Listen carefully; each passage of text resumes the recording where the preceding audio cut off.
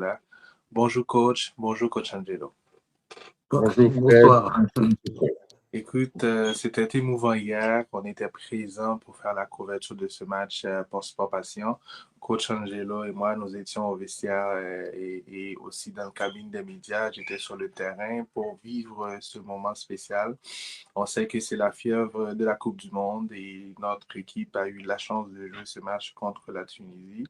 Très belle expérience et dans l'ensemble, l'équipe a montré de très belles choses, des choses à améliorer, mais aussi il y a tout un dynamisme en train de se créer et c'était chaud au cœur. Aussi un public haïtien qui a fait le déplacement, on a beaucoup aimé. Il y avait plus d'Haïtiens au stade que de Tunisiens. Donc c'était très bien à Toronto hier, on a vraiment apprécié le spectacle. Alors, pour commencer, coach Angelo, Makola, vous connaissez très bien les deux, le football haïtien. De façon globale, avoir l'opportunité de jouer ce genre de match avant une compétition, qu'est-ce que ça veut dire pour vous comme entraîneur? Premièrement, l'équipe haïtienne, c'est une belle équipe, mais on a beaucoup de choses à faire parce que lorsqu'on a commencé les matchs, je m'attendais à ce qu'on soit plus efficace. Mais bon, à la fin, on a fait jeu égal avec la Tunisie, mais malheureusement, il était un petit peu trop tard parce qu'on avait déjà encaissé les buts.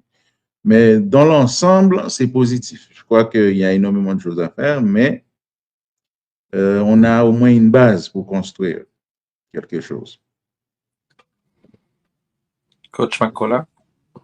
Écoutez, moi je pense que l'entraîneur a ses matchs amicaux pour faire des essais avant les premiers matchs de la Coupe du Monde. Voilà, il a peut-être pas mis, je dirais, l'équipe type en première mi-temps. On a vu qu'en deuxième mi-temps, le niveau s'est élevé. Ce qui veut dire aussi peut-être un changement de système de jeu qui a été certainement plus probant en deuxième mi-temps qu'en première. Mais globalement, moi j'ai trouvé une belle équipe d'Haïti. Excellent. Coach Makola, ancien entraîneur de l'équipe nationale, 2014, 2015, 2017, 2019. Quart des finalistes de la Gold Cup 2015 et demi-finaliste Gold Cup en 2019. Vous connaissez en particulier ce groupe en termes de capacité. En regardant ce match individuellement, c'est quoi l'opinion que vous avez de l'effectif de cette sélection présentement? D'abord, vous en doutez, j'ai beaucoup d'affection pour ce groupe. J'en connais la majorité. C'est des garçons qui sont là depuis déjà quelques temps. Il y a eu des nouveaux et apparemment la greffe s'est bien faite puisqu'il y a eu une intégration de nouveaux joueurs ces derniers temps. Et je trouve que l'amalgame, c'est très bien fait. Donc, il reste à l'entraîneur à peaufiner les automatismes pour permettre d'être prêt dès le premier match contre l'Écosse pour réaliser un exploit lors de ce premier match. Coach Angelo? Bon, je pense que Coach Kola a tout résumé. Moi, ma question maintenant pour Coach Kola, en tant qu'ancien sélectionneur de cette équipe, je sais que vous nous avez fait vivre des moments extraordinaires, en particulier lorsqu'on perdait des 0 contre le Canada et on a remonté les scores. Et depuis ces jours-là, Nazon, bon, ça a toujours été un joueur efficace, mais je trouve que Nazon, c'est quelqu'un, quand il veut travailler pour Haïti, il travaille avec son cœur, son âme, il se donne à fond. Moi, j'aimerais savoir, Coach Kola, c'est quoi votre secret pour aller chercher les maximums chez ces joueurs-là? Parce que Nazon, c'est quelqu'un qui peut être très efficace, mais des fois aussi qui motive les groupes. J'aimerais savoir comment Ouais. Vous avez créé cet environnement-là. Bah, écoutez, c'est une alchimie qui n'est pas toujours facile à réussir.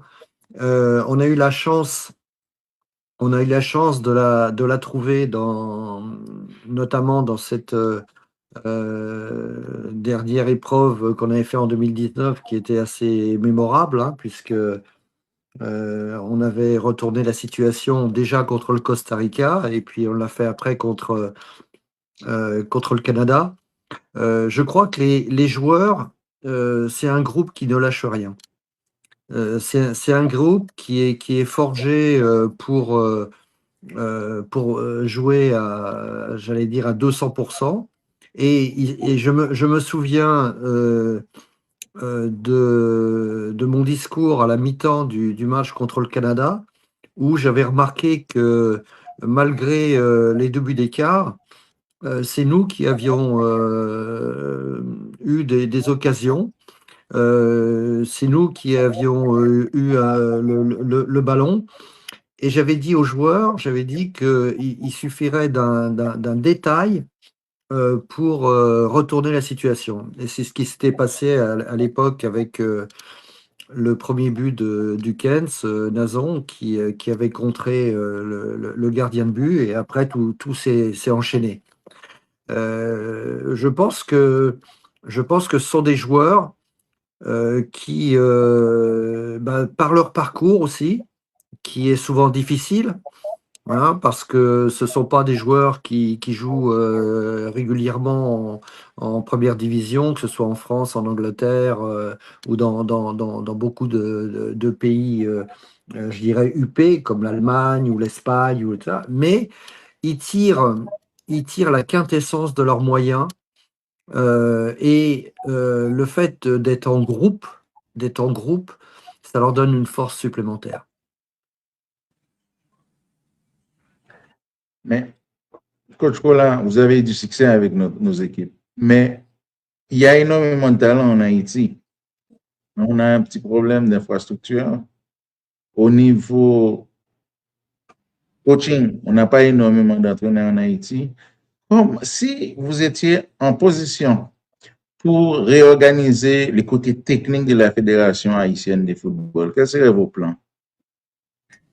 Ben, écoutez, j'ai eu la chance d'arriver à une époque où il y avait le centre de formation qui formait très bien les jeunes joueurs et jeunes joueuses, et qui permettait aux équipes de jeunes de se façonner petit à petit.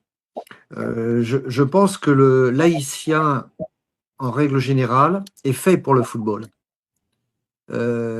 J'ai encore vu là des images du match. Je trouve qu'il y a des joueurs haïtiens qui ont le dribble dans la peau. Et parfois, je trouve que même des équipes comme le Brésil n'ont plus cette faculté-là. Et ça me rassure, parce que je vous dis, moi j'ai vu ça en Haïti quand je suis arrivé en 2014. Et ça a été pour moi, j'ai vraiment une révélation. Une révélation et j'en suis persuadé aujourd'hui, le joueur haïtien et la joueuse haïtienne sont vraiment façonnés pour le football, comme je dirais nos ancêtres africains. Donc, pour répondre à votre question, ça passe simplement par la formation et la préformation. C'est-à-dire, c'est important de donner les bases à nos jeunes joueurs et joueuses, pour que petit à petit, ceux-là arrivent, malheureusement, en quittant le pays, parce que c'est en quittant le pays qu'ils peuvent aller jouer dans des grands championnats, qui leur permet d'acquérir, je dirais, une maturité, d'acquérir une science tactique, une science athlétique, que malheureusement, il n'y a pas en Haïti. Coach, vous avez eu pas mal d'expérience avec ce groupe et avec les sélections haïtiennes de football, mesdames et autres. Comment avez-vous réagi? J'imagine que vous avez eu la chance de regarder quelques matchs durant le parcours d'Haïti pour cette éliminatoire de la Coupe du Monde. Oui. Comment avez-vous réagi à la qualification d'Haïti pour la Coupe du Monde 2026? Ben, c'est une joie, pour moi, c'est une joie immense parce que c'est une reconnaissance du travail. Donc, moi, j'avais entamé un travail avec une majorité de ces joueurs-là, et c'est surtout une récompense pour ce groupe. C'est des joueurs, vous imaginez, ils n'ont pas fait un match en Haïti. Ils n'ont pas joué un match en Haïti pendant les éliminatoires. Essayez de mettre ça dans les autres sélections et leur dire, vous allez faire aucun match de votre pays. Et malgré tout, ils ont réussi l'exploit, parce que pour moi, c'en était un, de se qualifier pour cette Coupe du Monde. Donc, moi, j'ai accueilli ça avec énormément de joie, de fierté, parce que je me dis quelque part, il y a un petit morceau qui me revient. et ça, mais je suis très, très, très heureux pour ce groupe, pour ces joueurs. Ok. Merci à tout le monde, pile le monde qui a regardé l'émission en live. Tout simplement des monde qui a regardé l'émission, tant pis, c'est partager live là le plus possible, partager là dans plusieurs groupes, pile le monde qui a regardé. Donc, pour nous permettre à ce que l'audience, plus le monde gagne chance à des belles conversations, ça qu'on a fait avec Makola sur match et sur l'expérience que avec Haïti. Alors, coach, deux questions. Une question avec deux volets. Selon vous, quels sont les points forts de cette équipe? Y a-t-il des axes de progression, voyez-vous? Bien sûr, ben, y a des axes de progression j'irais dans toutes les lignes. Dans toutes les lignes. Mais comme il y a des nouveaux joueurs, il faut laisser un petit peu de temps au coach pour affiner ces automatismes qui sont nécessaires pour justement, par exemple derrière, éviter un petit peu la confusion qu'il y a eu sur le but là. Et voilà. Moi, j'ai trouvé que le jeu était cohérent. Le jeu était cohérent. Maintenant, c'est aux joueurs aussi à appréhender les matchs de la meilleure manière et ne pas avoir un handicap dès les premières minutes. Ouais. Vous parlez de nouveaux joueurs, mais y a-t-il des joueurs actuels qui vous impressionnent particulièrement? Écoutez, je connais pas tous les joueurs, hein, je dois le dire. Mais là, moi, j'ai vu, comment s'appelle-t-il, Wilson Isidore en deuxième mi-temps. J'ai vu j'ai trouvé qu'il avait fait une bonne rentrée. Bon, Jean-Kévin Duverne, bon, on le connaît. Bon, il peut jouer en défense centrale. Là, il a joué latéral droit et j'ai trouvé qu'il avait fait un bon match. J'ai trouvé qu'il avait fait une bonne partie. Hein. Et puis, j'ai vu aussi des passages avec Casimir que j'ai trouvé intéressant. Voilà, c'est pour parler des gars que je connaissais un petit peu moins. Maintenant, moi, vous savez, j'ai joué tout le temps avec le duo.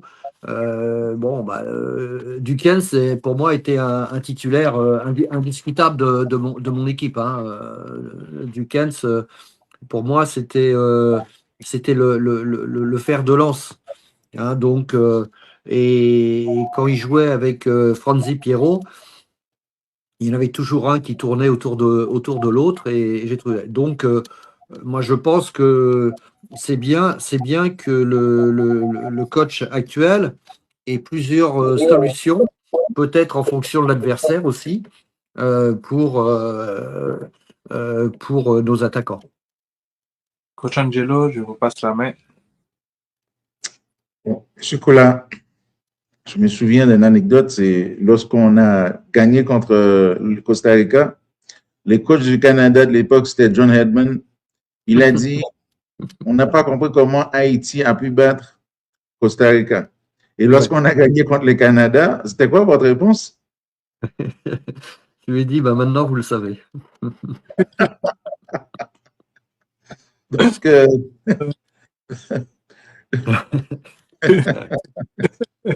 Ah, c'était une anecdote parce que j'avais trouvé ça un petit peu blessant que le coach du Canada ait pensé qu'on n'était pas au niveau de l'équipe du Costa Rica. Et pourtant, je me souviens de ce match du Costa Rica où on avait fait une bonne prestation. Malheureusement, on avait marqué un but contre notre camp. Mais toute la deuxième mi-temps, on avait complètement dominé cette équipe du Costa Rica et on méritait notre victoire. Donc voilà, ça a été une petite passe d'armes avec l'entraîneur du Canada, mais voilà, c'était un petit peu dans l'euphorie aussi. mais après Haïti, vous avez entraîné la Martinique. Maintenant, Oui. est-ce que vous êtes en activité? Ben, écoutez, j'ai arrêté au mois de septembre avec la Martinique. Au mois de septembre dernier, j'ai arrêté avec la Martinique parce que c'est très compliqué avec la Martinique. C'est beaucoup plus compliqué qu'avec Haïti. Parce que la Martinique, comme vous le savez, est un département français. Et donc, à ce titre, il a encore moins de moyens que les pays. Et ce qui fait que même au niveau des règlements, on a les règlements contre nous. Alors on fait des compétitions internationales, on joue dans tous les éliminatoires de la CONCACAF, pour la Gold Cup, pour la Ligue des Nations, mais on n'a pas les mêmes droits. On n'a pas les mêmes droits financiers, on n'a même pas les mêmes droits au niveau des règlements, puisque les clubs et les joueurs peuvent refuser la sélection. Donc, si vous voulez, au bout de 3 ans, voilà, ça m'a usé. Ça m'a usé parce que je savais quelle équipe on pouvait mettre en place. Et à la finale, je voyais quelle équipe on avait et c'était vraiment décevant. Donc voilà, ça a été une très bonne expérience pour moi parce que la Martinique, c'est mon pays. Mais malheureusement, je dirais, bon, restreint à cause de ces règlements. Nous ne sommes pas FIFA, nous sommes membres de la CONCACAF, mais nous ne sommes pas FIFA et ça pose beaucoup de problèmes à la sélection. Bon, alors, pour continuer, mais aimeriez-vous retravailler en Haïti un jour? Alors écoutez, euh, le jour où je suis parti d'Haïti, c'était pas de mon fait, hein. Voilà, on a mis fin à mon contrat. Et bon, je trouvais que c'était un petit peu injuste. Et c'est pour ça que je dirais, intenté auprès de la FIFA une action parce que on n'avait pas respecté mon contrat. Après, bon, j'ai eu bien sûr des contacts avec certains dirigeants de la fédération à l'époque, même au niveau du comité de normalisation, mais on n'a pas réussi à retrouver un accord pour que je revienne, ce qui était, je dirais, envisageable à un moment. Ce que je veux dire, d'abord, par rapport au comité de normalisation, ça n'a pas été facile pour eux. Ça n'a pas été facile pour eux parce que ils ont pris une mission après le départ du président Jean Bart. Ça n'a pas été facile de reprendre les rênes du football à ce moment-là. Et moi, je trouve que entre ça, entre le Covid qui est venu, la situation politique du pays et tout, moi, je trouve que les nouveaux dirigeants, enfin dirigeants qui étaient à la tête du comité de normalisation, ont fait un bon boulot. Bien sûr, on peut toujours dire qu'ils pouvaient faire mieux, certainement, mais en tout cas, si aujourd'hui l'équipe est à la Coupe du Monde, on peut dire aussi merci à l'encadrement, que ce soit l'encadrement technique, mais aussi l'encadrement administratif,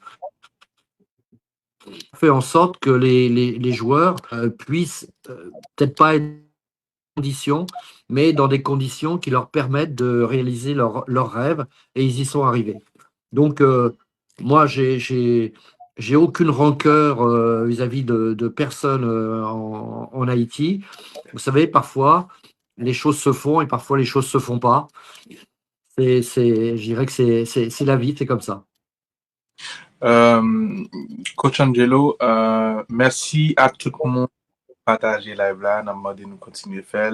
N'oubliez pas aussi, vous pouvez envoyer vos questions directement dans le live si vous avez des questions spécifiques pour Makola. Et en parlant de questions, Coach Makola, c'est questions publiques. Vos équipes sont souvent très compactes, très solides. C'est quoi le secret pour organiser un groupe comme ça? Mais déjà, il faut que les joueurs s'entendent bien Mhm. sur le terrain, mais en dehors du terrain. Et pour un coach, c'est certainement le plus dur parce que vous savez, quand vous avez les joueurs dans un groupe, ils veulent tous jouer. Ils veulent tous jouer. Et donc, malheureusement, il n'y a que 11 joueurs sur le terrain. Et vous arrivez à quelque chose, c'est quand les joueurs qui ne sont pas sur le terrain sont autant heureux que les joueurs qui sont sur le terrain et qui sont en train de gagner. Et quand vous arrivez à ça, et je ne sais pas si vous vous souvenez des réactions des joueurs quand on a retourné les situations contre le Costa Rica et le Canada, les joueurs sur le banc de touche étaient aussi, sinon plus heureux que les joueurs qui jouaient. Et quand vous arrivez à ça, bah, vous avez gagné, quoi. Vous avez gagné. Même si après, bah, cette année-là, on n'est pas allé au bout parce que il y a un arbitre qui en avait décidé autrement contre le Mexique. Mais voilà, je veux dire, le groupe s'est fait tout seul. J'ai eu la chance aussi de compter sur des joueurs parce que aujourd'hui on n'en parle plus, mais moi j'ai une pensée très forte pour les Donald Guerrier, pour les Hervé Basile, pour Jérôme Méchac, Brian Alceus, Steven Saba. Je veux dire, bon, j'en oublie, mais Michael Cantave qui est encore là. Voilà, et j'en oublie. Tous ces joueurs-là auraient mérité de connaître je dirais cette finalité de se qualifier un jour ou l'autre pour une coupe du monde. Mais ils ont été là au départ. Petit à petit, bah, ils sont effacés. Il y a d'autres joueurs qui sont arrivés, mais il ne faut pas les oublier. Et moi, je ne les oublie pas. Coach, toujours en rafale et probablement dans le même lignée de la question qu'on vient de précédente. Vous vous étiez demi-finaliste en 2019. Alors, la Je question. m'excuse, j'ai pas entendu la question. Excusez-moi. Je disais que vous étiez demi-finaliste en 2019 avec l'équipe haïtienne. La question de Oui. quelle a été la force et le secret de cette équipe? Il n'y avait pas de secret, si vous voulez. Il n'y avait pas de secret. Simplement, on a été 3 fois mené dans cette Gold Cup. On avait été 3 fois mené au score. Mais il n'y avait pas de panique. Il n'y avait pas je dirais, de doute qu'on allait revenir.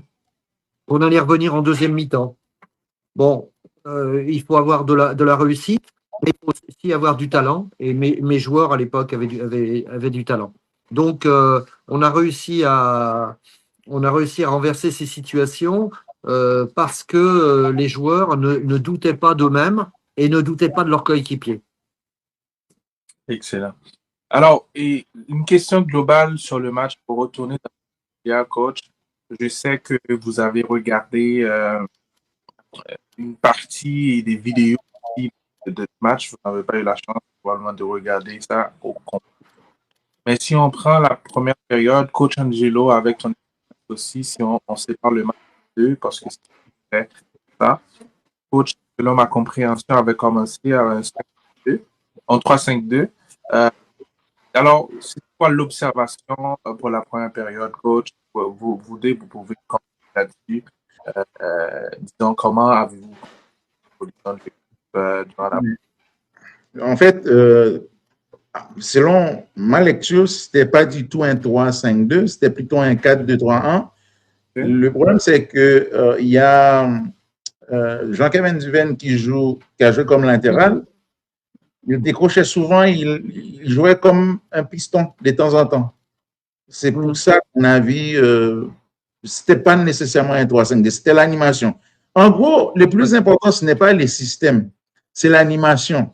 Tout à fait. Qui fait quoi, quand, comment, pourquoi. Ça, c'est exactement ce qu'on a vu dans ce match-là. Donc, la forme, la structure, c'est pas ça. C'est qui fait quoi, quand. Donc, moi, je pense que les systèmes de base, c'était en 4-2-3-1.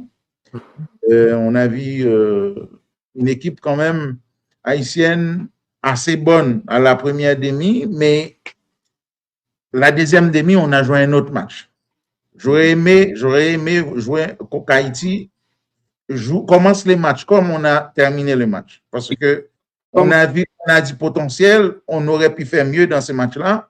Mais le plus important, Coach Kola l'a résumé tantôt, on a un groupe, on a une base, il y a une possibilité de construire une bonne équipe pour se présenter à la Coupe du Monde et pourquoi pas faire une belle performance. Maintenant, comment on va se prendre?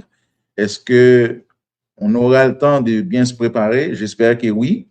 Après cette fenêtre, on aura une autre fenêtre fin mai, début juin, je pense. J'espère qu'on aura l'occasion de bien préparer cette équipe-là pour bien entamer le mondial. Coach Kola, vous avez bien résumé ça tantôt. Maintenant, comment peut-on faire pour être régulier à la Coupe du Monde? On a vu nos U17 sont qualifiés de back-to-back et nos U20 vont jouer la deuxième phase.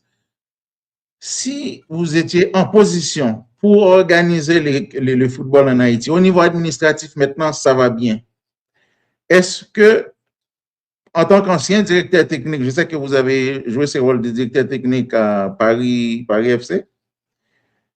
Paris Saint-Germain. Paris Saint-Germain. Bon. Est-ce que vous avez des conseils pour la Fédération haïtienne de football pour organiser les foot? Bien qu'on a un problème de sécurité, mais je crois qu'il y a des moyens de peut-être décentraliser un petit peu le foot. Quels seraient vos conseils pour nous? Écoutez, bon, d'abord, je ne connais pas suffisamment bien la situation au niveau des jeunes pour pouvoir en parler. Je dirais que dans une situation normale, les échanges entre les joueurs haïtiens, les jeunes joueurs haïtiens et les autres nations doivent être constants pour pouvoir s'améliorer, pour pouvoir progresser. Malheureusement, j'ai l'impression que au niveau des équipes de jeunes, ils ne se déplacent que quand il y a des compétitions officielles. Et c'est pas évident de ne jouer que des compétitions officielles parce qu'on a tout de suite le coup près au-dessus de la tête, on passe ou on passe pas. Alors qu'il y aurait des relations, je dirais, beaucoup plus assidues avec des matchs amicaux, des tournois, je pense que ça rendrait beaucoup de service à toutes ces équipes de jeunes qui ont besoin d'expérience, qui ont besoin de confrontation avec d'autres nations. Donc, c'est difficile pour moi de m'exprimer et d'en parler, mais je me souviens quand j'étais en Haïti, on s'était occupé des équipes de jeunes et on avait de bons résultats. On était venu avec les U17 en France faire un tournoi de jeunes et ça avait donné énormément d'expérience à des jeunes. D'ailleurs, il y avait Carl Santé qui était à l'époque dans cette équipe cadet. Ouais, donc, ça permet aussi à ces joueurs d'acquérir de l'expérience qu'ils ne peuvent pas avoir en jouant uniquement dans les équipes d'Haïti.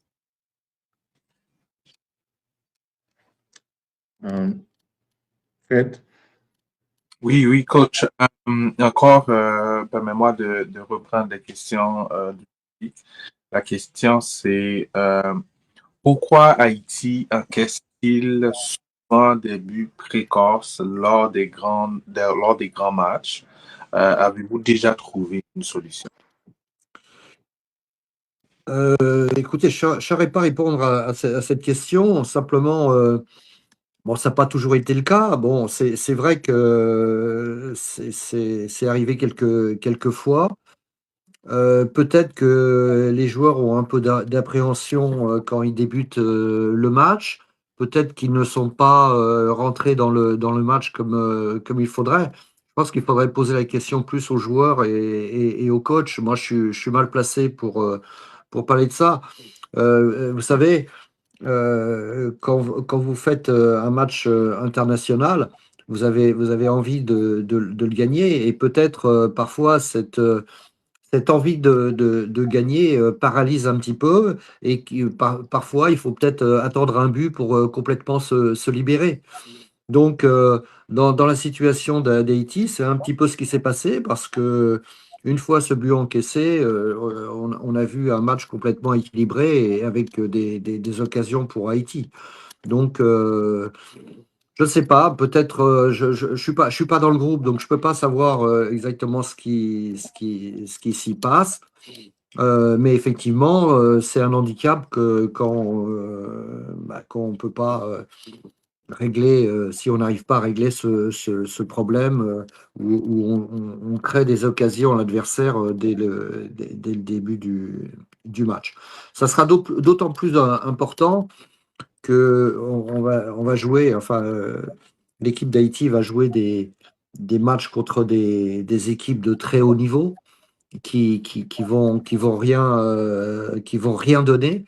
Hein, je vous rappelle quand même que le Brésil est actuellement 7e mondial, le Maroc 8e mondial et l'Écosse que Haïti va rencontrer au premier tour, enfin au premier match, est 40e. Donc,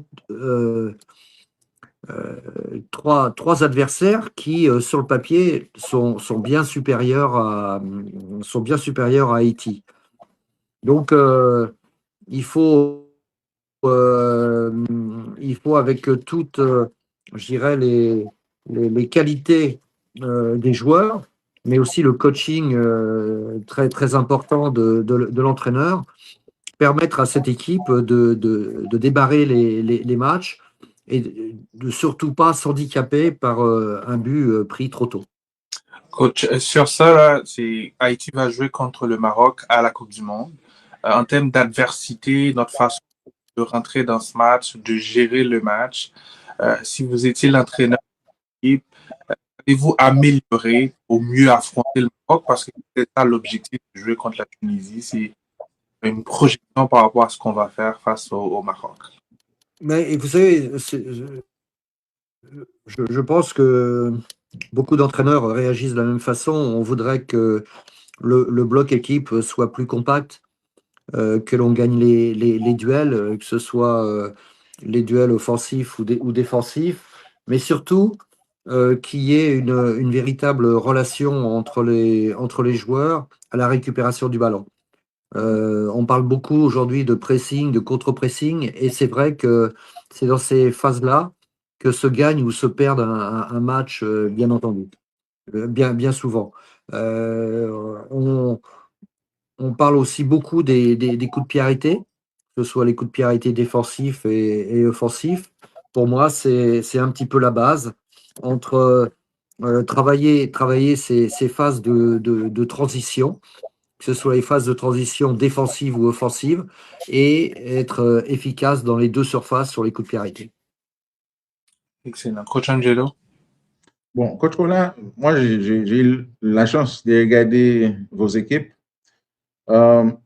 Beaucoup d'entraîneurs essayent de jouer contre, comme Pep Guardiola dans les 10-15 dernières années, c'est ça qu'on a vu. Il y en a d'autres qui jouent un jeu un peu plus direct, par exemple, si on prend le cas de Jürgen Klopp. José Mourinho aime bien jouer en contre-attaque. Il défend d'abord et après, il va en contre. Des fois, il attaque aussi, il agresse l'adversaire, mais il presse toujours très haut. Mais vous, c'est quoi votre philosophie? Comment vous gérez vos 4 moments? C'est-à-dire organisation offensive, organisation Ouais. défensive, des transitions. Ben, écoutez, moi je pense que toute équipe part de derrière. Donc, un gardien de but. Un gardien de but qui est un patron derrière. Et moi, j'ai eu la chance de jouer avec Johnny dans les buts. Et c'est un véritable patron. Il est le patron dans la surface de réparation. Il est patron de la défense. Il parle beaucoup. C'est le capitaine. Et pour moi, ça a été un joueur très, très important. Après, eh ben, une défense très solide dans l'axe. Très, très, très, très solide dans l'axe. Tout à l'heure, je vous parlais de Méchac. J'ai eu Jérôme Méchac. Ça a été un plaisir de travailler avec lui et Adé. Quand vous avez ces deux gaillards-là en défense centrale, vous êtes tranquille. Et puis après, moi, je voulais que mes deux latéraux soient aussi portés vers l'attaque. Je voulais pas des latéraux qui restent dans leur couloir et qui ne pensent qu'à défendre. Donc, on essayait toujours de garder, bien entendu, une sécurité. Généralement, l'un montait, l'autre restait. Et c'était à peu près la même chose au milieu de terrain. À partir du moment où vous aviez, à l'époque, moi j'avais un garçon qui s'appelait Brian Alceus, qui jouait en milieu défensif. Quand lui, je l'avais, là aussi, le milieu était bien verrouillé. Et après, tous les autres joueurs, tous les autres joueurs, je voulais qu'ils participent offensivement. Je voulais qu'ils participent offensivement à une seule condition, c'est qu'à la perte du ballon, on presse le porteur. Voilà. Moi, c'était ça. Vous savez, bien sûr, il y a des entraîneurs de renom qui ont la chance d'avoir des joueurs dans leur équipe exceptionnels et qui peuvent faire des choses extraordinaires avec ces joueurs-là. Mais moi, à notre niveau, voilà, je voulais avoir mes deux joueurs centraux solides et je les avais avec un gardien de but extraordinaire. Un latéral sur les deux qui restait derrière, un milieu de terrain qui verrouillait le milieu et qui protégeait la défense. Et à partir de ce moment-là, que ce soit les deux autres au milieu, que ce soit les joueurs qui jouaient sur les côtés et les attaquants, moi je voulais qu'ils soient soit dans la passe, soit à la réception. Ça n'a pas marché tout le temps, ça a marché souvent. Et surtout, comme je vous le dis, ce qu'on voit de plus en plus dans le football moderne, être performant sur les coups de pied arrêtés et surtout sur la récupération du ballon à la perte. Ok, merci. C'est des choses simples, hein, c'est des choses simples, mais pas toujours faciles à mettre en place. Oui, mais en fait, non, c'est ça que j'avais deviné dans le profil de vos équipes. Mais maintenant, j'ai parlé des trois coachs, j'ai dit Guardiola, je parlais de Mourinho, je pourrais ajouter Carlo Ancelotti éventuellement, mais je parle des clubs. Mais vous vous rapprochez plus de qui parmi ces quatre coachs-là? Oh, j'ai pas, sincèrement, vous savez, quand on est coach, on essaye de prendre des idées un petit peu chez chacun d'entre eux, hein, parce qu'ils ont la chance d'entraîner à un très haut niveau, et donc toute chose est bonne à piquer. Moi, par exemple, bien avant certains entraîneurs que je vois faire en Angleterre, on avait travaillé, et vous pourriez demander aux joueurs, parce que je leur ai cassé les pieds avec ça, on avait travaillé les touches. Voilà, on avait travaillé les touches offensives, mais on avait travaillé les touches défensives. Et si vous regardez à nouveau le match contre le Mexique, vous verrez les joueurs mexicains qui ne savaient pas comment donner le ballon sur une touche. Et ils avaient perdu 90% de leur ballon sur les touches. Donc, voilà, c'est des petits trucs. On essayait de mettre des choses au point sur les coups de pied arrêtés. On avait marqué un but fabuleux, Franzi Pierrot, sur un coup de pied arrêté qu'on avait travaillé à l'entraînement, sur les corners. Voilà. Quand on est un petit pays, comme les Haïti, il faut travailler des domaines que n'exploitent pas les gros. Les gros, ils ont des bons joueurs qui peuvent faire la différence individuellement. Nous, on doit amener quelque chose de plus pour pouvoir rivaliser avec eux, et c'est ce qu'on avait fait à l'époque. Oui, je me souviens, votre équipe avait beaucoup de créativité. Je me souviens de ce coup franc de. Ben, il y a eu plusieurs courses et Fanzi Pierrot a piqué, boum, but. Ouais, je me souviens de ce but-là. Et bon, je pense que c'était quelque chose que vous avez bien travaillé. On a vu Ouais. le résultat à ce moment-là. Coach Makola, c'est une question je dirais pas personnelle, mais c'est sur vos expériences et l'observation le suivi avec l'équipe haïtienne. Écoute, on a un autre groupe aujourd'hui avec l'ajout de nouveaux joueurs comme Casimir qui joue en Ligue 1, Bellegarde en Première Ligue, Isidore et Poguin qui joue en Belgique. Et si vous pouvez comparer ces deux groupes-là, l'équipe actuelle et votre groupe, si vous allez faire un type 11, ça serait comment? Comment vous allez départager ça et quels seraient vos critères pour arriver à faire une équipe type? Écoutez, moi, j'ai pas eu la chance d'avoir des joueurs qui jouaient en première ligue ou en première division j'irais de championnat majeur, hein, je parle, hein. Bien entendu, les gars peuvent jouer dans des championnats de première division, mais pas à l'époque, ils ne jouaient pas dans des championnats majeurs comme l'Angleterre, l'Allemagne ou même en France. Donc, ce qu'il faut, c'est que ces joueurs qui automatiquement doivent apporter, j'irais, le plus à cette sélection, parce que ce sont des footballeurs de haut niveau, mais il faut qu'ils se mettent au niveau de l'équipe. C'est-à-dire que ils doivent non seulement apporter, bien sûr, leur technicité, ils doivent apporter leur expérience, mais ils doivent aussi se mettre au service de l'équipe et au service des joueurs. Et c'est ça qui est peut-être pas le plus facile quand on arrive d'un niveau supérieur. Donc, cet amalgame, s'ils arrivent à le faire, et je pense qu'ils en sont capables, eh bien, on aura peut-être des surprises dans ces éliminatoires. Coach, Haïti, alors, juste avant de poser cette question, je rappelle pour le public, les gens qui regardent live, on est en direct avec coach Makola, ancien sélection de la sélection. Il a fait le cadet final avec l'équipe en 2015, et finaliste en 2019.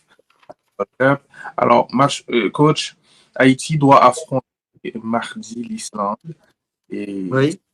un autre style de football comparativement à la Tunisie. Par rapport à ce que vous avez observé, et aussi il y a eu le match Canada-Islande, comment cette équipe devrait aborder ce match et pensez-vous que le coach doit faire une modification dans le départ?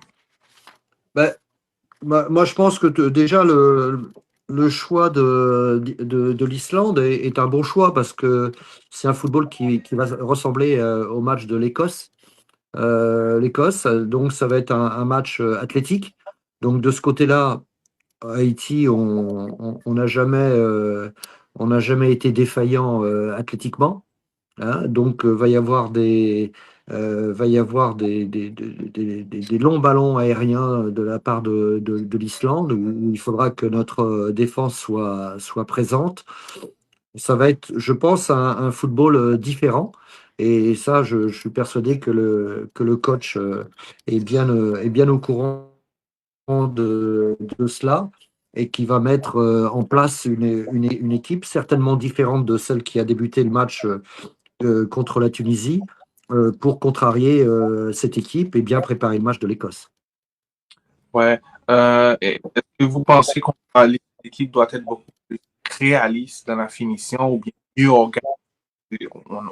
Souvent. Et vous savez, c'est le rêve de tout entraîneur, hein, qu'on soit clinique dans les deux surfaces de réparation.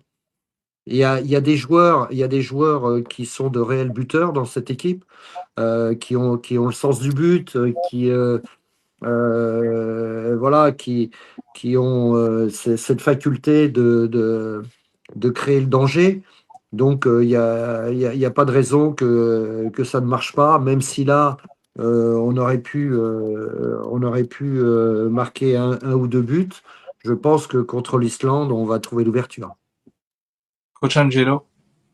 Bon, Coach Roland, dans votre temps, ben, on a eu quand même beaucoup de joueurs de la diaspora et maintenant, on voit que l'équipe est quasiment à 95% diaspora. C'était quoi votre discours pour convaincre les binationaux à venir jouer pour Haïti quand vous étiez en poste? Bah, écoutez, moi, je pense que les joueurs n'ont jamais rechigné. Simplement, vous savez, c'est souvent compliqué avec les joueurs parce que même si ils ont l'obligation de venir en sélection, c'est jamais bon de forcer un joueur à venir en sélection contre son gré. Donc, soit le joueur, il est heureux, il est demandeur de venir avec la sélection avec les Grenadiers, ou soit il n'a pas envie. S'il n'a pas envie, il ne faut pas le forcer. Ça ne sert à rien. L'équipe des Grenadiers, c'est une équipe de valeureux joueurs et il faut que les gars aient cette mentalité. S'ils ne l'ont pas, il vaut mieux se séparer ou il vaut mieux ne pas prendre un joueur qui n'a pas cette mentalité. Mais je comprends ça. Mais je crois qu'au début, le premier contact, on doit être convaincant. Si on veut être convaincant, on sait que Haïti, c'est un pays tiers-monde dans le sens économique. Dans le foot, on commence à monter. Je veux dire que Haïti maintenant est beaucoup mieux placé qu'avant. Dans la Caraïbe, on domine la Caraïbe et dans la CONCACAF, je pense qu'on est en progression. Si on ne veut pas que les joueurs refusent dès le début, quel discours qu'on doit adopter? Parce qu'on n'a pas grand-chose à offrir à part l'histoire d'Haïti. Quel discours qu'on doit tenir pour dire aux joueurs, voilà pourquoi tu devrais défendre Haïti? Bah, écoutez, c'est déjà le sang qui coule dans les veines de ces joueurs-là, hein, avant toute chose. Certains joueurs, au départ, se sentent un petit peu éloignés de cela parce que c'est leur père ou leur grand-père qui était à Haïti. Certains n'ont connu Haïti que par les histoires qu'on leur a racontées. Et certains peut-être ne sont même jamais venus en Haïti. Hein. Mais moi j'ai trouvé que les joueurs, en règle générale, les contacts qu'on avait pour les faire venir, c'était très intéressant parce qu'on sentait que ils voulaient venir. Ils voulaient venir. Alors, moi, je pense aussi que le fait que Haïti aujourd'hui est à un niveau voilà, d'un mondial, ça peut aussi débloquer certaines portes pour faire venir des joueurs d'un meilleur niveau. Moi, j'ai jamais eu cette opportunité, cette chance, puisqu'on avait été éliminé avant les derniers tours. Mais c'est certain que là, ça a été une opportunité extraordinaire, la qualification à la Coupe du Monde, pour permettre d'avoir quelques joueurs de très haut niveau. Bon, avant aussi, on n'avait pas la possibilité d'avoir 48 équipes aussi à la Coupe du Monde. Ça nous a facilité les choses. J'en sais quelque chose. Bon, Fred? Oui, ben écoute, merci Coach Macola. Je pense que c'est quand même un échange très fort. Si vous permettez, je voulais parler de quelque chose qui me tient à cœur. C'est que dans mon expérience en Haïti, j'ai eu une expérience avec les Grenadiers, mais j'ai eu une expérience fantastique avec les filles. J'ai eu la chance, grâce au président Jean Bart, Hein, faut pas oublier qu'il a été quand même le précurseur de tout cela. Il m'avait confié l'équipe des U20 féminines et on avait réussi un exploit certainement fantastique et c'est peut-être une des choses dont je suis le plus fier avec le football haïtien, puisque on s'était qualifié à la Coupe du Monde U20 avec 8 filles qui avaient moins de 16 ans. Wow. Et ça, pour moi, c'était extraordinaire. Et ça a permis à la meilleure d'entre elles de venir faire un stage que je lui avais dégoté à Lyon. Et c'est comme ça que Dumornay a réussi petit à petit à devenir une des meilleures joueuses mondiales. Et je pense qu'elle va continuer. Donc l'expérience que j'avais eue avec les filles avait été pour moi aussi un grand moment du football haïtien. Et je vous rappelle que dans ces qualifications U20, on avait fait match nul contre les États-Unis et on avait battu le Canada. Ce qui, en termes de football féminin, dit bien le, le niveau de cette qualification. Voilà, je voulais dire un mot parce que ça avait fait partie de mes joies avec les joueurs haïtiens et ces joueuses méritaient qu'on parle d'elles. Je Mais salue je crois, excusez-moi, Claude. le fait que vous avez parlé de cette expérience-là, est-ce que ça vous dirait de retourner entraîner une équipe jeune en Haïti? Oui, mais écoutez, j'en ai parlé avec Madame André pour tout vous dire et tout. Moi, elle sait que elle a qu'à me faire signe et je suis là. Bon, ben, M. Collin, merci beaucoup d'avoir accepté notre invitation. Ce fut un plaisir d'échanger avec vous. Non, Et coach, avant de partir, on a Will Jode qui vient d'arriver sur notre plateau. Je le vois, oui. Il nous fait signe, hein? Bonjour. Merci, Coach Angelo, et bonsoir, Coach Kola. Bonsoir. Et bon, c'est un plaisir pour moi ensemble avec tout internaute. Alors, Coach Kola, ma question pour vous. Vous étiez à Haïti, cela veut dire que vous connaissez très bien les joueurs évoluant en Haïti. D'après vous, qu'est-ce qui arrive aux joueurs d'Haïtiens d'aller, ou bien qu'est-ce qui manque aux joueurs d'Haïtiens d'aller s'imposer en championnat étranger? Mais il manque rien. Il manque rien. Il manque peut-être simplement, je dirais, de bons managers, de bons agents. Vous voyez, moi ce que je trouve bien, c'est qu'actuellement, dans l'équipe qui joue là, au niveau des Grenadiers, il commence à y avoir pas mal de joueurs qui jouent aux États-Unis. Moi, je trouve que c'est un premier pas. C'est un premier pas. Euh, il faudrait qu'ils aient plus de chance, notamment avec les pays européens. Mais actuellement, c'est pas le cas. Peut-être avec les générations futures, parce que c'est vrai, au niveau des clubs européens et tout, on est surtout intéressé par des jeunes. Et malheureusement, les jeunes haïtiens, avant l'âge de 18 ans, ils ne peuvent pas sortir du pays. Et bien souvent, les clubs, soit en France et tout, ils aiment bien avoir les joueurs à partir de l'âge de 15-16 ans. C'est très difficile, de percer après 18 ans, même si ça peut toujours arriver. Vous savez, Melchi Dumornay, bon, c'est une féminine, mais elle était venue à Lyon, elle avait 15 ans et elle jouait d'égal à égal avec des filles qui étaient championnes d'Europe. Et Jean-Michel Aulas voulait la prendre tout de suite et malheureusement, les règlements lui ont interdit puisqu'il fallait attendre d'avoir 18 ans. Donc, elle a rangé son frein pendant 3 ans avant de pouvoir venir en France et au stade de Reims.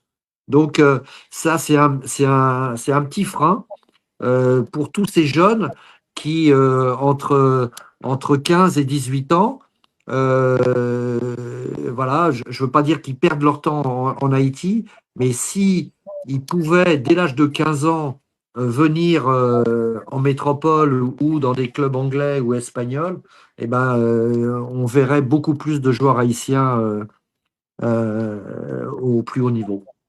Oui, Joe, est-ce que tu as une dernière question? Parce que tu viens d'arriver, on va pas trop garder ma collage, je sais qu'il doit aller très autre. Alors, oui, Joe, une question pour Coach Angelo avant que je pose ma. Bon, ben, en fait, moi, ce que je voulais entendre, M. Kola, il est prêt, il est disposé, disponible à aider le football haïtien. Je pense que À revenir. oui, on a besoin d'aide pour développer des jeunes, ben, que ce soit en région, au niveau technique. On a besoin d'aide surtout pour développer nos entraîneurs. Moi, en partenariat avec beaucoup d'entraîneurs à travers la planète, j'ai beaucoup d'amis dans le foot. Je fais les Oui. tours, et souvent en Europe, en Amérique du Nord. On a créé Institut de formation des entraîneurs de football. On a besoin d'un patriarche, un grand conseiller, quelqu'un qui a énormément d'expérience et compétences pour nous guider, pour pouvoir aider les entraîneurs haïtiens. On donne pas mal de cours en ligne et quand on peut, on va aussi en présentiel. Donc, je pense que la Fédération haïtienne de football a besoin de ça. On va voir si on peut créer un partenariat et aider les entraîneurs parce qu'on a besoin de techniciens en Haïti en quantité mais surtout en qualité. Parce que pour le moment, les entraîneurs en Haïti, ils veulent, ils ont la passion, mais le souci, c'est qu'on n'a pas une école avec des techniciens compétents pour former ces entraîneurs-là. On a besoin de quelqu'un comme vous pour nous guider. Oui. Mais il faut, moi je dis, pourquoi ne pas faire un parrainage avec la Fédération française de football? Eh bien, oui, on est prêt. Moi, j'ai discuté avec la secrétaire générale Joël Montlouis, qui est de la Guadeloupe. Moi, je suis prêt. Si vous pouvez nous aider à faire ça, ce serait vraiment génial d'ouvrir cette porte-là pour Haïti parce que on a trop d'entraîneurs qui veulent se développer, mais on n'a pas la possibilité d'ouvrir une école. On a besoin de ça et on a besoin de vous. Écoutez, je suis ami avec le directeur technique national, hein, puisque c'était mon adjoint au Stade de Reims, Hubert Fournier. Donc, je lui parlerai de ce problème. Je lui parlerai. D'accord. Ben, je vous remercie beaucoup, M. Kola. Vous êtes un homme avec un grand cœur et les Haïtiens vous aiment beaucoup. Merci beaucoup. Mais moi aussi. Alors coach, ma dernière question est pour vous. Quels sont ou quel a été le joueur qui ont le plus marqué lors de son passage à la tête de la sélection nationale d'Haïti? Ben, ça serait difficile de citer un joueur. Ça serait difficile parce que ils m'ont tous apporté des joies immenses. Tout à l'heure, j'ai parlé de Johnny Placide parce que Johnny, il représente tout le symbole du football haïtien parce que lui, il a réussi, je dirais, au niveau professionnel et il aime profondément Haïti. Ça a été pour moi un très bon capitaine. Mais je pourrais en citer les Carlen Sarkus, Ricardo Adé. Voilà, je vous l'ai dit, j'ai eu beaucoup de très bonnes relations avec Jérôme Méchac, avec Donald Guerrier, qu'il ne faut pas oublier, qui a tenu l'équipe pendant voilà. Donc, tous ces joueurs m'ont permis, à moi aussi, de faire ces performances, parce que sans eux, j'aurais pas pu amener l'équipe où on l'a amené. Voilà, mais moi, je reste profondément attaché à cette équipe et je leur souhaite que le meilleur pour la Coupe du Monde. Coach, si vous avez, merci d'avoir répondu à notre demande d'entrevue. J'espère que c'est pas la dernière fois si on peut voir J'espère aussi.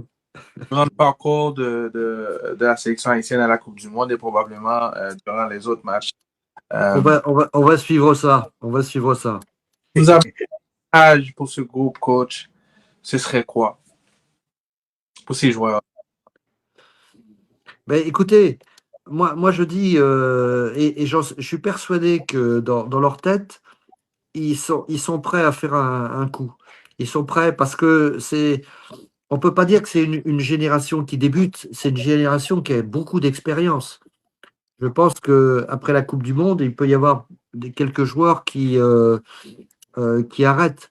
Donc, je crois qu'ils sont prêts à tout donner pour faire un très bon résultat dès le premier match et créer le trouble dans cette Coupe du Monde. Moi, je pense que le premier match peut être un déclic contre l'Écosse. Et si jamais ils font un bon résultat et qu'ils arrivent à battre l'Écosse, tout est ouvert. Parce que je vous rappelle quand même que il y a la troisième place peut être aussi la possibilité de passer. Hein. Donc, le premier match va être déterminant pour moi parce qu'ils vont quand même rencontrer l'équipe la moins forte en dehors de nous au niveau classement, hein, puisqu'ils joueront après et le Brésil et le Maroc. Donc, le premier match, l'entrée en jeu va être capitale. Merci beaucoup, coach. Merci. Merci à vous.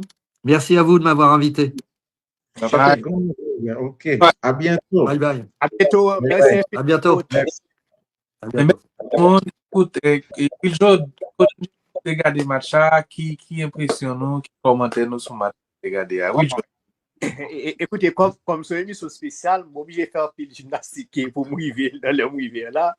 Puisque je voulais parler avec le coach Makola, je devais poser des questions pour me connaître vraiment qui vraiment empêchait de jouer haïtien, puisque il était Haïti, il vivait avec eux. Oui, parce que c'est un rare sélectionneur qui vraiment étranger, qui t'a entraîné une sélection haïtienne, qui était vraiment habité Haïti. Qui était habité Haïti.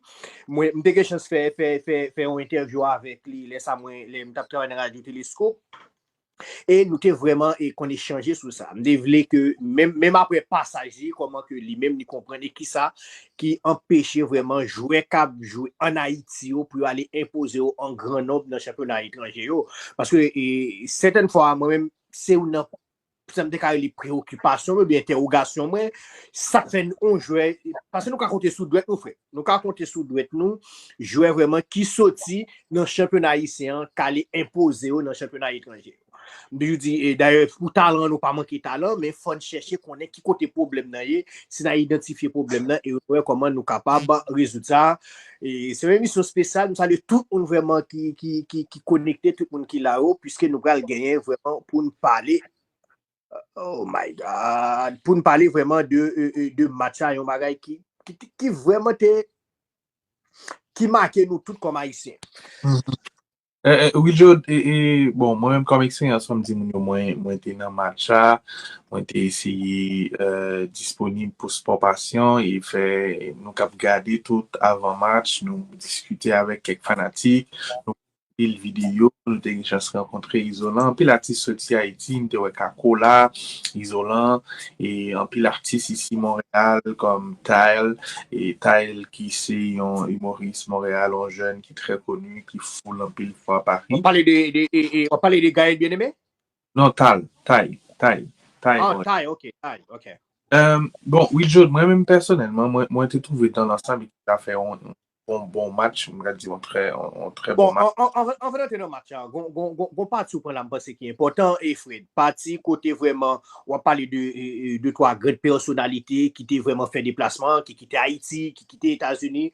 On se parlait de Léonard Tout-Puissant, d'Isolant, qui c'est un président de club, c'est président de club là, club que moins. Qui c'est Arcaïa Football Club et je pense que gagner bonne nouvelle pour mon Arcaïa puisque gagner n'a suivre comment évolution sur le plan sécuritaire pour nous capable et dans prochaine édition c'est équipe Arcaïa Football Club là qui compte vraiment fait tout fanatique football même là c'est Archelois ou bien Archeloise et même là pas Archelois vraiment qui te compte porter plaisir puisque depuis football haïtien représenté à l'étranger c'est tout haïtien quel que soit côté de ce qui mobilise. Moi je pense que c'est toujours important Fred l'en gagne vraiment famille football là qui connecté qui unit et nous tous pour une seule cause c'est pour sélection nationale là et moi sûr que c'est vrai nous perdu nous allons venir sous terrain c'est vrai que nous perdu Fred mais monde qui t'a fait déplacement et aller Toronto moi sûr que yo pas vraiment et déçu par rapport avec qualité spectacle qui va essayer de offrir. Tout à fait d'accord, tout à fait d'accord. Et oui, si n'a pas traîné ma carte rapidement parce que nous pas prêté trop, et malheureusement, et aller, moi, je trouvais que c'est difficile d'entrer dans le match et c'est probablement un problème que nous avons dans l'équipe ça.